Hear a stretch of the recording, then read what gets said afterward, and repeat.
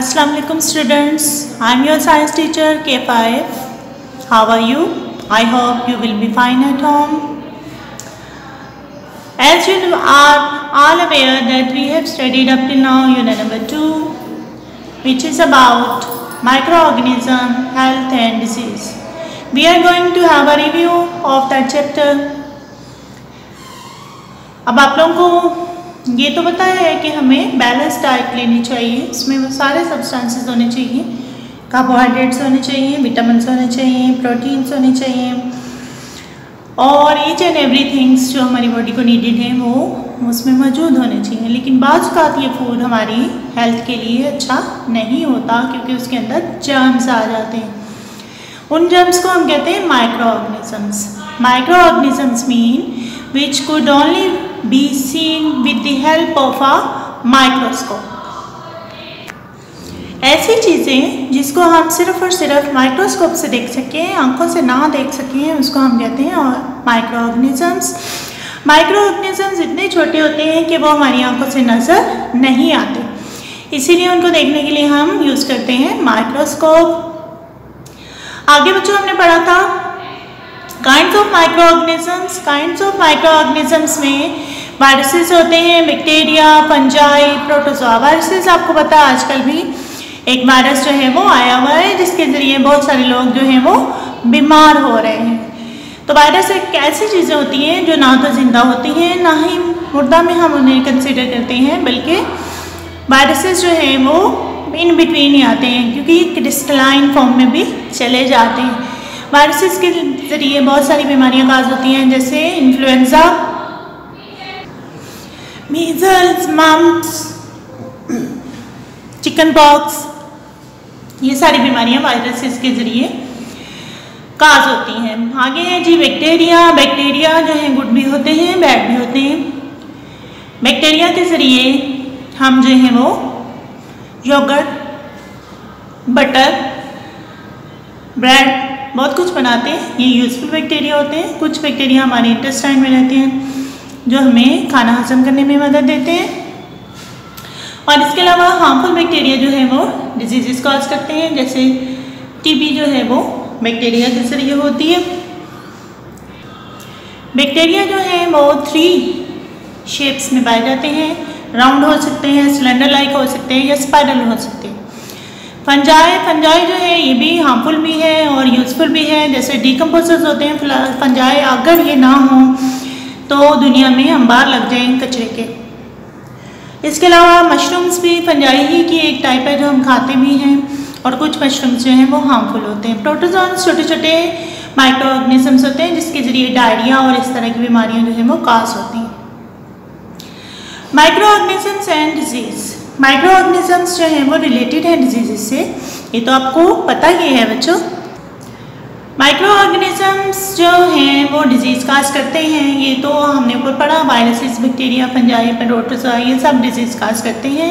कुछ डिजीज़ जो हैं वो डेफिशिएंसी ऑफ विटामिन से भी होती हैं और कुछ जो हैं वो कॉन्टेजियस भी होती हैं। कॉन्टेजियस मीन्स जैसे आजकल जो वायरस आया हुआ है वो जो है कॉन्टेजियस है, वो एक ह्यूमन से दूसरे ह्यूमन को लग सकता है, यानी जो इन कांटेक्ट आने से लगता है उसको कॉन्टेजियस कहते हैं। डेफिशिएंसी मतलब किसी चीज़ की कमी हो जाए तो भी जो है डिजीजेस काज हो सकती हैं।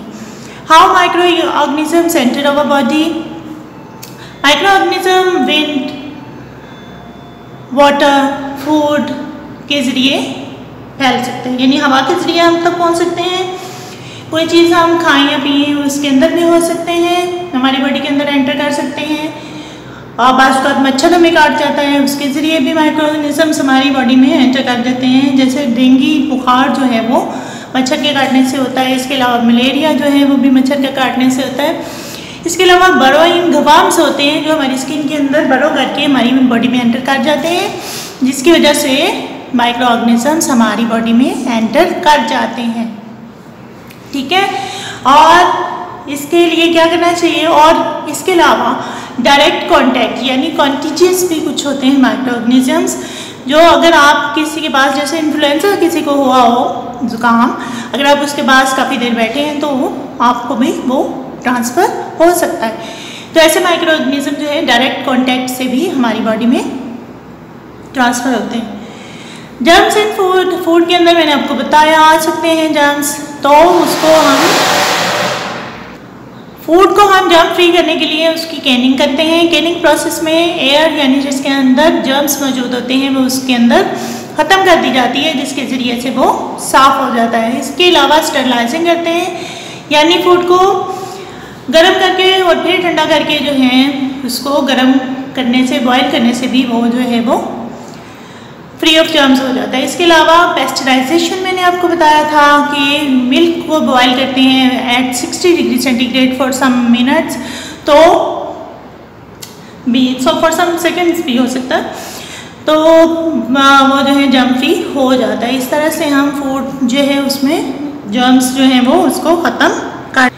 इसके अलावा स्टूडेंट्स हम फ्रीज़ करके भी फूड में से जर्म्स को ख़त्म कर सकते हैं। इसके बाद how we can keep healthy, सबसे पहले वेंटिलेशन। एयरी रूम होंगे आपके, एयरी घर होगा, उसमें रोशनी पहुंचेगी, उसमें हवा पहुंचेगी, तो आप कभी भी बीमार नहीं पड़ेंगे। अपने क्लॉथ्स को साफ रखें, बेडिंग्स को साफ रखें, उसमें एयर में डालें, सनलाइट में डालें, ताकि उसके अंदर जर्म्स जो हैं वो किल हो जाएं।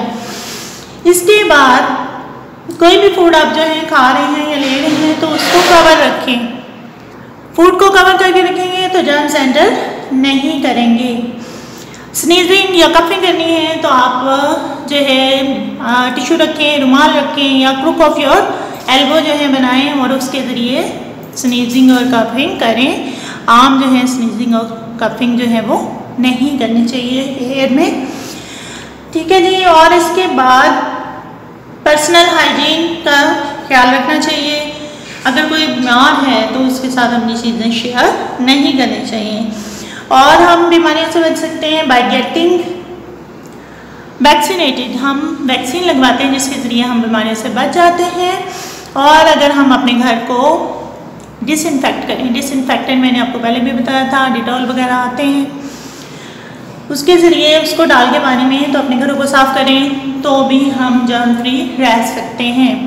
तो ये था बच्चों हमारा आज का रिव्यू। आपने जो मैंने आपको क्वेश्चन आंसर करवाए थे वो याद भी करने हैं, लिखने भी हैं, और ये अगर आपको कुछ समझ नहीं आया तो दोबारा से इस रिव्यू को देख लें ताकि आपको दोबारा से समझ आ जाए। ये मेन पॉइंट मैंने आपको बच्चों बता दिए हैं आपके चैप्टर के अंदर से।